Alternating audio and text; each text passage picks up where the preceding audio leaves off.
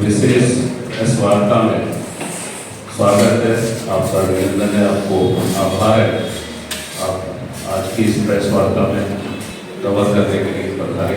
आप सबको आज की इस प्रेस वार्ता में हमारे कांग्रेस वर्किंग कमेटी के मेंबर और प्रदेश कांग्रेस कमेटी के माननीय अध्यक्ष श्री देवेंद्र यादव जी, हमारी senior spokes person Indian national Congress और हमारे डिजिटल प्लेटफॉर्म की AICC की चेयरमैन मैडम सुप्रिया सुलेम जी विशेष रूप से आज की इस प्रेस वार्ता में आए हैं।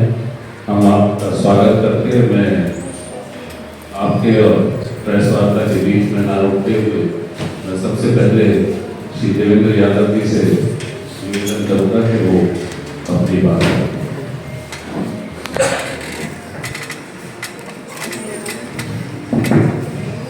धन्यवाद अनिल भाई। सम्मानित साथियों, जैसा कि अभी भाई अनिल जी ने बताया, आज की इस विशेष प्रेस वार्ता में मुख्य रूप से उपस्थित हमारी बहुत ही सम्मानित मीडिया डिपार्टमेंट की हेड आदरणीय सुप्रिया सुलेम जी आपसे मुखातिब हो, उससे पहले मुझे इतना कहना है कि कांग्रेस और माननीय राहुल गांधी जी एक बार लगातार कहते हैं कि मोदी जी की सरकार में गरीब जिस तरीके से लगातार गरीब होता जा रहा है और कुछ चंद व्यापारी निरंतर उनकी अमीरी बढ़ती जा रही है और देश में जिस तरीके का ये एक बहुत बड़ी खाई अमीर और गरीब के बीच में बनती जा रही है, उसकी चिंता माननीय राहुल गांधी जी अक्सर अपने वक्तव्य में अपनी बातों में करते रहे हैं। जैसा आप जानते हैं कि हिंडनबर्ग की जो रिपोर्ट अभी हाल फिलहाल जारी हुई, उसमें वो नेक्सस बिल्कुल सामने खुलकर सामने आ गया है और अब मैं नहीं समझता कोई ऐसी बात दबी या छिपी रह गई कि जिन लोगों को देश की सुरक्षा, देश की संपत्ति की सुरक्षा, देश के जान माल की सुरक्षा के लिए चुनकर भेजा था, आज कहीं ना कहीं वही इन सब में संलिप्त नजर आते हैं। आप जानते हैं कि जिस तरीके की सेबी की भूमिका के बारे में हिंडनबर्ग रिपोर्ट में स्पष्ट कहा गया है, सेबी जो एक न्यूट्रल एजेंसी होनी चाहिए जिसका कर्तव्य था, वो जब पार्टी बन जाए तो कहते हैं कि जिसको सुरक्षा रक्षा में रखा, अगर वही भेड़िया बन के उस माल को खाना शुरू कर दे तो कोई चीज बचती नहीं है। तो मैं तो क्योंकि आज से आपसे इतना ही कहना चाहता था, डिटेल में आदरणीय सुप्रिया जी हम सबको बताएंगे किस तरीके से इस रिपोर्ट में क्या क्या चीजें सामने आई हैं, क्या क्या हमारी कांग्रेस पार्टी की डिमांड है। लेकिन निश्चित ही हम ये जरूर चाहेंगे कि इसकी एक स्वतंत्र जो जांच निश्चित ही होनी चाहिए और इसके ऊपर पूरे देश में हम कल धरना और प्रदर्शन भी करने जा रहे हैं। उसी क्रम में दिल्ली भी कल जंतर मंतर पर एक बड़ा धरना प्रदर्शन करने जा रही है। विस्तार से उसके बारे में भाई अनिल जी बताएंगे। तो मैं आप सबका बहुत बहुत धन्यवाद करता हूँ और आमंत्रित करता हूँ आदरणीय सुप्रिया सुलेम जी को। धन्यवाद।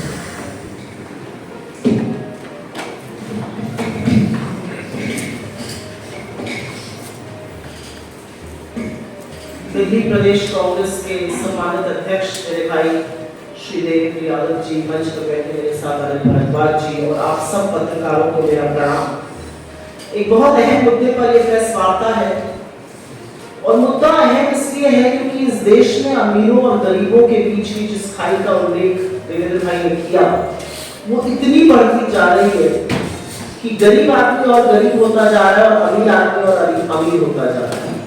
और अमीरों में भी जो कुछ चंद पूंजीपति हैं उन्हीं के लिए नीति निर्माण होगा, उन्हीं के हिसाब से रेगुलेटर लगेंगे, उन्हीं के हिसाब से कॉम्पिटेंट अथॉरिटीज लगेंगी, उन्हीं के हिसाब से ऑफिशियल्स लगाए जाएंगे।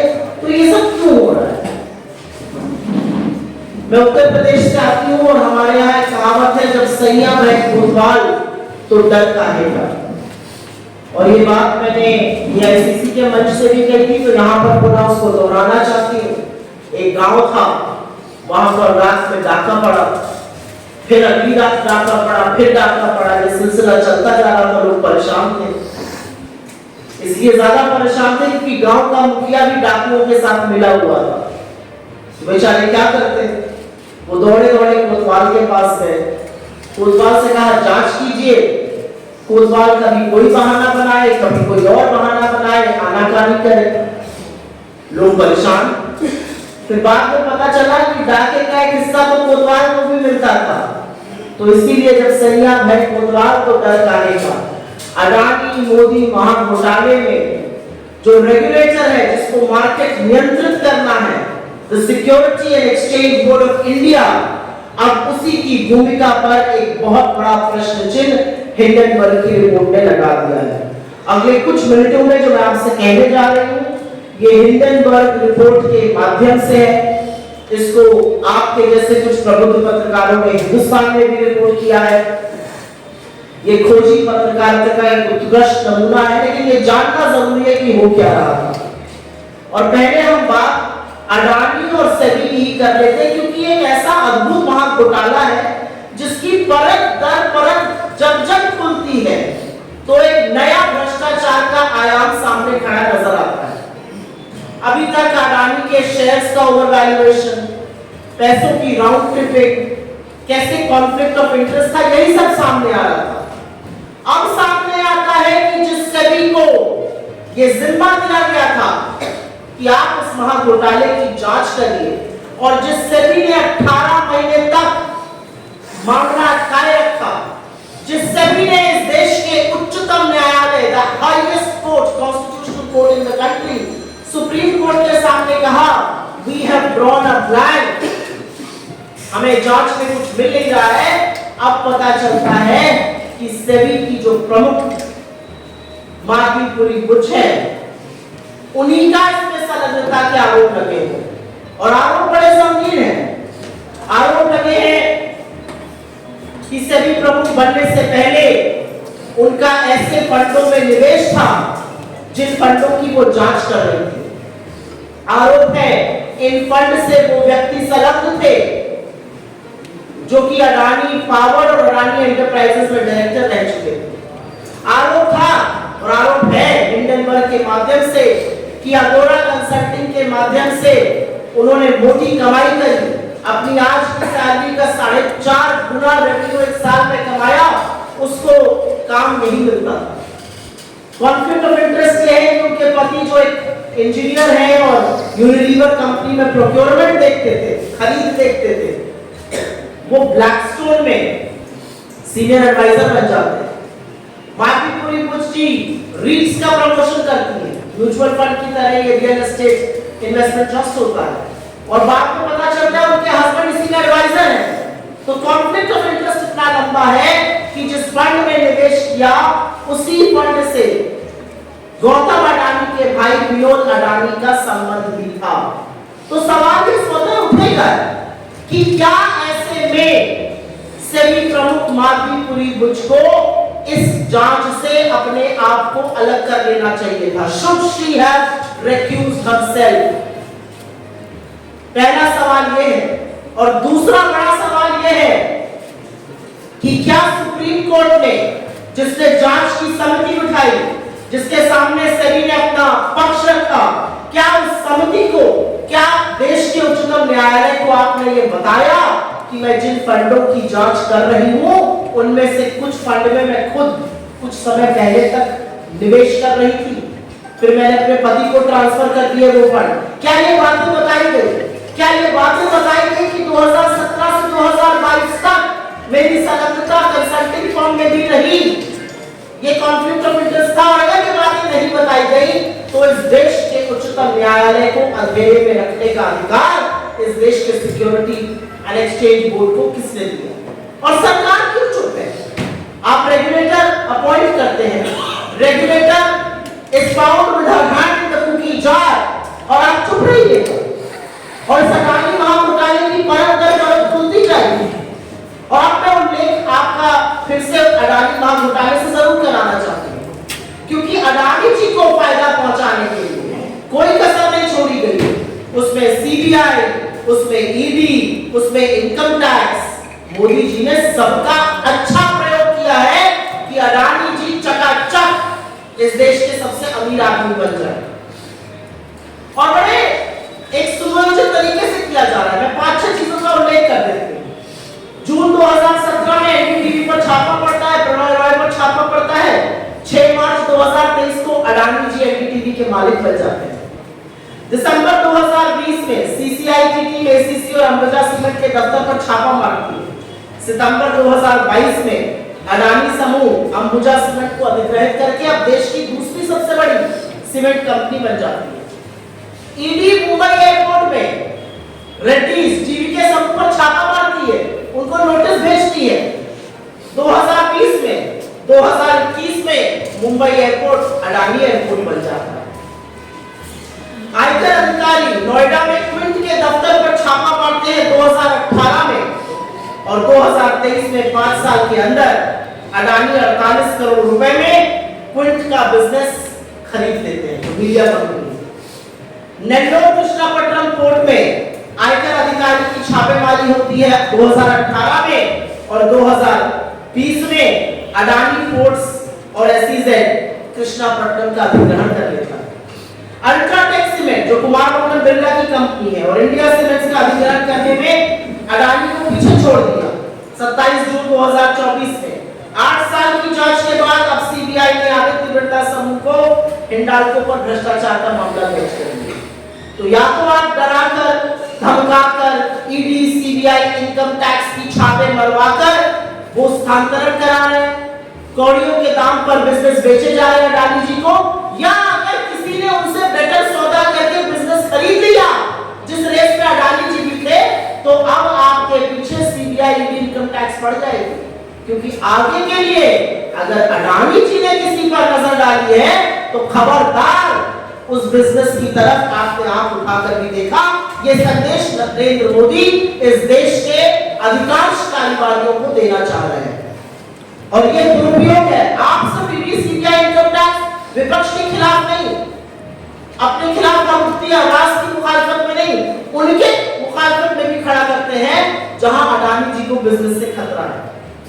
एसबीआई और एलआईसी सरकारी संस्थान इन्होंने कैसे इन्वेस्ट किया ये सारी बातें सार्वजनिक रूप से हैं, लेकिन इन्होंने अडानी के कॉपर प्लांट का, नवी मुंबई में एयरपोर्ट का और यूपी में एक्सप्रेसवे का सारा ऋण इन्होंने दिया। एफपीओ में इन्होंने खरीद इसलिए करी क्योंकि अडानी के पास इन्वेस्टर्स नहीं आ रहे थे। ये सरकारी कंपनियां हैं, किसकी जवाबदेही? 30 करोड़ पॉलिसी धारक है, 45 करोड़ एसबीआई के अकाउंट होल्डर हैं। इनकी जवाबदेही गौतम अडानी की है या नरेंद्र मोदी की है? क्योंकि सरकार इसमें मेजॉरिटी शेयर होल्डर है। सारी की सारी विदेश नीति अडानी जी के लिए बन रही है। भाई संयम है कोतवाल तो डर का है क्या? तुझे जो है पसंद वही बात करेंगे। श्रीलंका गए तो श्रीलंका में पोर्ट टर्मिनल में गवर्नमेंट टू गवर्नमेंट सौदा बताने लगे, वो अडानी जी को मिल जाता है। श्रीलंका में ऊर्जा का सौदा था, वहां के मंत्री ने ऑन रिकॉर्ड कहा कि मेरे ऊपर प्रेशर था कि वो अडानी ग्रुप को दिया जाए। बांग्लादेश गए, वहां पर अडानी को बिजनेस मिल गया। अब कानून बदलकर जो बांग्लादेश को बिजली की आपूर्ति के लिए झारखंड में बिजली पैदा की जाती वो इंडिया में भी बेची जाएगी। हर कानून सिर्फ अडानी जी के लिए बनता जाएगा। इजराइल गए, अडानी जी को बिजनेस वहां का लेकर चले आएगा, वहां का पोर्ट अडानी जी संभालेंगे। क्यों? बाकी देश के कारोबारी क्या करेंगे? सरकारी कंपनियां क्या करेंगी? बाकी प्राइवेट कंपनियां क्या करेंगी? तो पूरी तरह से जो फॉरेन इन्वेस्टमेंट है, जो फॉरेन नीति है हमारी, जो फॉरेन पॉलिसी है, जो डिप्लोमेसी है, वो अडानी जी को बिजनेस दिलाने में है।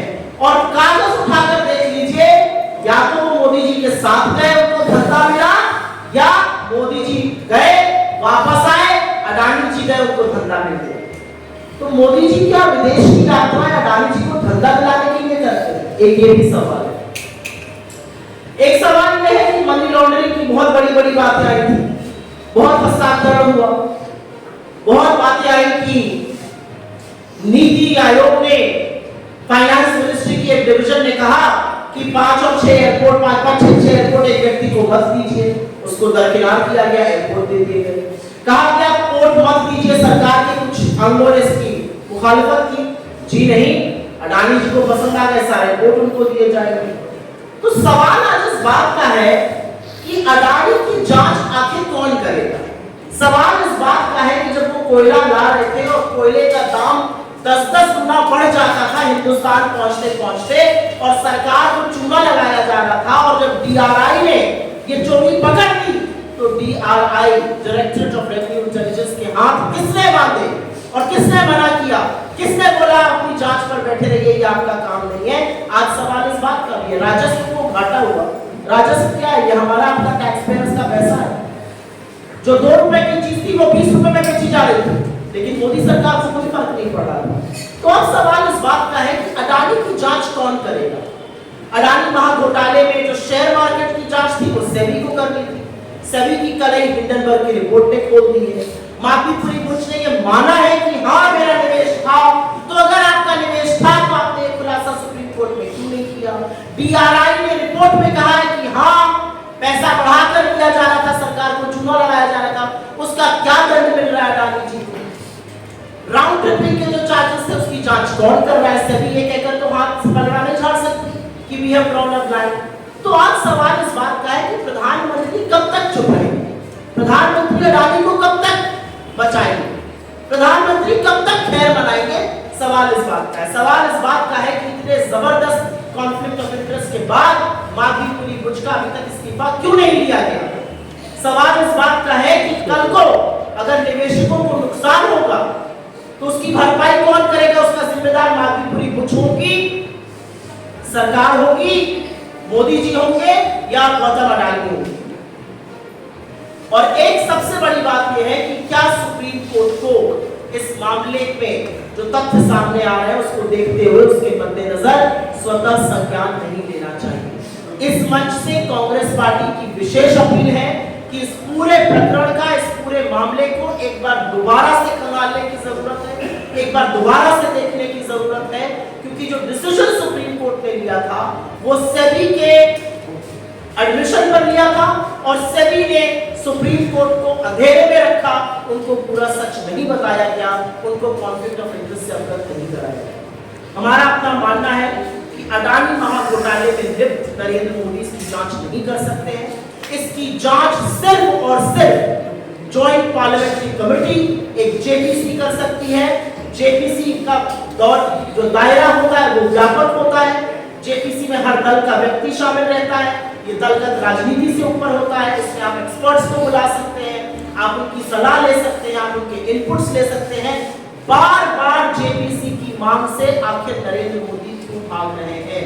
दाढ़ी में ऐसा कौन सा वो तिनका है जिसको वो छुपा रहे हैं? क्योंकि नहीं, ये दाल में कंकड़ नहीं है, ये पूरी की पूरी दाल कंकड़ों से भरी और पूरी काली दाल है। इसलिए हमारी मांग है कि पार्लियामेंट के सुपरविजन में एक जेपीसी का गठन हो और जेपीसी इस महाघोटाले की जांच करे, क्योंकि इसमें रेगुलेटर संलग्न पाने की संभावना है, इसमें राउंड ट्रिपिंग का मामला है, इसमें काले धन का मामला है, इसमें राजस्व को घोटाला है, इसमें फेवरेटिज्म का मामला है, इसमें फॉरेन पॉलिसी को शामिल करने का मामला है, और इसकी जांच एक व्यापक एजेंसी कर सकती है, और वो व्यापक एजेंसी सिर्फ और सिर्फ जेपीसी। बहुत बहुत धन्यवाद। सम्मानित पत्रकार साथियों के समक्ष बहुत विस्तार से मैडम सुप्रिया सुलेख जी ने हिंडनबर्ग रिपोर्ट पर आधारित जो खुलासा था किस तरह से भ्रष्टाचार है, कहाँ किस तरह का आपस में भागीदारी है, उसको एक्सपोज किया। और कल मैं आप सबसे निवेदन कर रहा हूँ, कल इसी डिमांड को लेकर जो जॉइंट पार्लियामेंट्री कमेटी के गठन की मांग को लेकर इस महाघोटाले को सामने लाने के लिए इसके तथ्यों को और सेबी की चेयरपर्सन के रेजिग्नेशन की मांग को लेकर दिल्ली प्रदेश कांग्रेस कमेटी श्री देवेंद्र यादव जी के लीडरशिप में जंतर मंतर पर सुबह 11 बजे एक बड़ा प्रदर्शन, एक विशाल प्रदर्शन जिसमें हमारे दिल्ली के सभी कांग्रेस के सम्मानित नेता और कार्यकर्ता साथी रहेंगे और भी दिल्ली के नागरिक जो भ्रष्टाचार के खिलाफ अपनी आवाज बुलंद करना चाहते हैं वो भी वहां आमंत्रित हैं।